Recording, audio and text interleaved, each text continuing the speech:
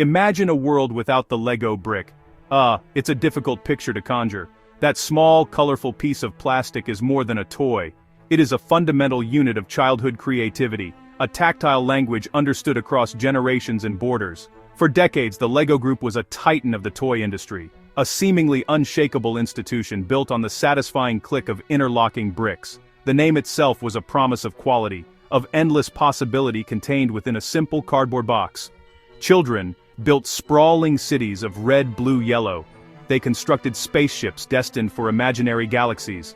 The brand seemed invincible, a happy constant in a rapidly changing world. But it wasn't. And in the early 2000s, this global icon of play stood silently at the edge of a catastrophic collapse.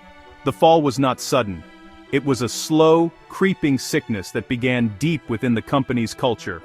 From the outside, Lego appeared as vibrant as ever, its primary colored logo a beacon of fun. The very thing that made Lego great, the simple, infinitely versatile brick, was being forgotten. A wave of new thinking, a desire to be modern and chase every trend, had taken hold. It was a classic case of a successful entity losing sight of its core identity. The company that had taught the world to build, piece by piece, was now deconstructing its own foundation. The story of Lego's near death is a powerful parable for the modern age.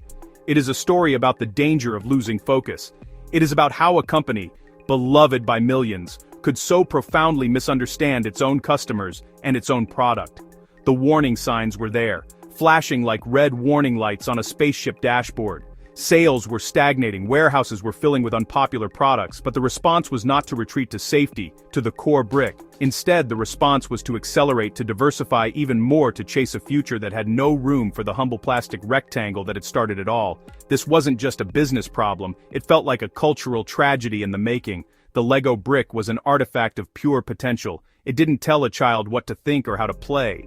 It simply provided the tools and trusted the child's imagination to do the rest. The idea that this could all vanish, replaced by a portfolio of forgettable toys, ill-conceived ventures, was alarming. The strategic drift had a devastating and tangible consequence, an explosion of complexity. As designers were pushed to create novel toys, the number of unique Lego elements ballooned. In the late 1990s, the company's inventory of distinct parts nearly doubled, soaring from around 7,000 to over 12,000 by 2004. Every new color variation, every specialized slope, every single-use accessory for a new character added another component to the manufacturing and supply chain. This wasn't just a matter of needing more storage space in the warehouse, it was a systemic cancer that drove costs skyward and made production a logistical nightmare. Think of it like this.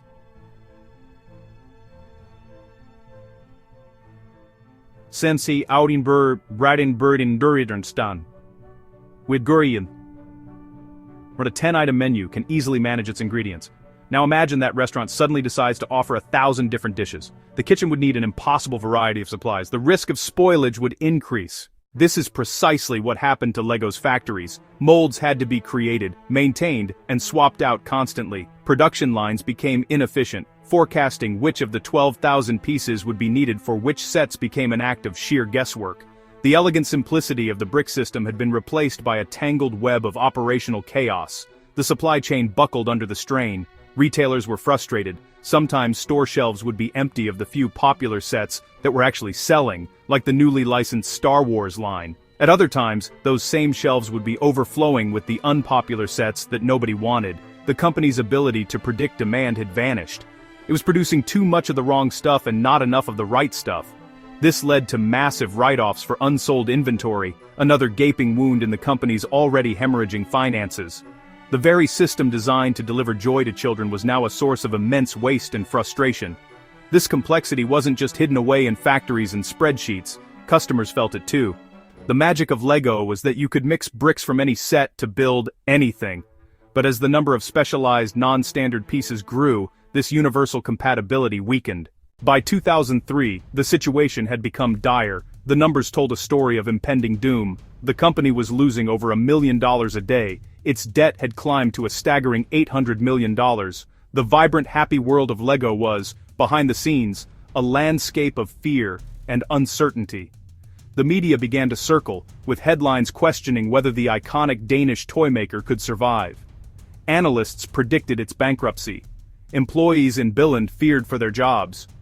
The founding family feared for the company. It could be sold off in pieces, or disappear entirely. The crisis forced a moment of brutal honesty. Leadership had to confront a catastrophic strategy failure. Diversification, the chasing of trends, the abandonment of the core brick. It had all led to this precipice. Into this vortex of crisis stepped an unlikely hero. He wasn't a toy industry veteran or a charismatic marketing guru. His name was Jürgen Vig Knudstorp, a 35-year-old former management consultant with a background in economics. He had joined Lego in 2001 and had watched the decline from the inside. In 2004, he was appointed CEO, the first person from outside the founding family to run the company. He was young, analytical, calm, and steady under immense pressure. He arrived with a simple, powerful message: Lego had to go back to the brick. Knudstorp's first task was to stop the bleeding. He approached the problem not as a toy maker but as a strategist. He famously declared, "We are on a burning platform. We are running out of cash, and we are not generating it." The problem wasn't that the brick was obsolete. The problem was a loss of discipline. Bloated, inefficient, unfocused. His core idea, a radical return to simplicity. He instituted financial accountability, forcing every division to justify itself and its expenses. His mantra: get back to profitability by focusing on the core business. That meant painful decisions, radical surgery to save the patient, but he knew it wasn't just cutting costs, it was rediscovering the company's soul. He spent time with designers, with fans, with children, to understand the magic. He championed the brick as a system, not just a product. He envisioned Lego as the world's best at one thing: a high-quality, systematic building toy. Rebuild the company, one brick at a time. Knudstorp's plan was executed with remarkable speed and clarity. The first, most painful step was to simplify. He slashed the number of unique Lego pieces from over 12,000 back down to around 7,000. It simplified manufacturing, reduced costs. Unprofitable product lines were unceremoniously dropped. The company divested from projects that didn't align with the core mission, including selling a majority stake in the Legoland theme parks. The message was clear: if it wasn't about the brick, it had to go. Second, he refocused the company on its most ardent customers, AFOLs. Instead of viewing them as a niche oddity, he embraced them.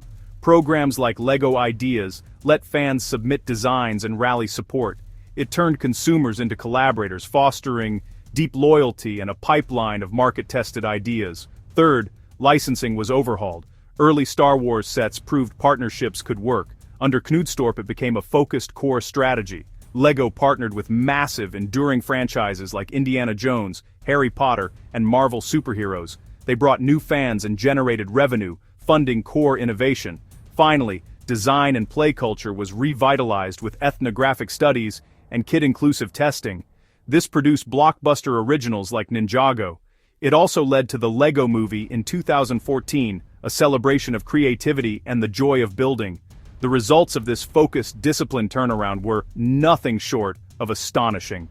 Within a few years, Lego had returned to profitability. By the end of the decade, it was breaking sales records year after year. It transformed into the most profitable and powerful toy maker in the world. The bright colors returned, not just to the bricks, but to the balance sheets.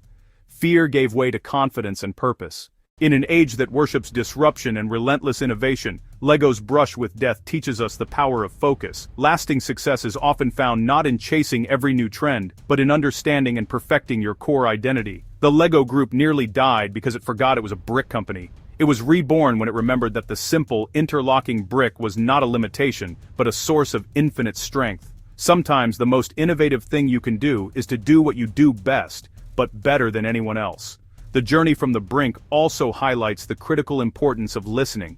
By inviting fans into the process, Lego rebuilt trust and mutual respect. It acknowledged the brand didn't solely belong to Billund, but to everyone who ever clicked two bricks together. That shift from corporate monologue to community dialogue became a model for other brands. Today, Lego stands as a testament to this remarkable turnaround. The bricks still click with that same satisfying snap. Children are still building their houses, cars, and worlds. the company carries the scars and the lessons of its near-fatal error. The ultimate construction project, broken to foundations, then brilliantly rebuilt.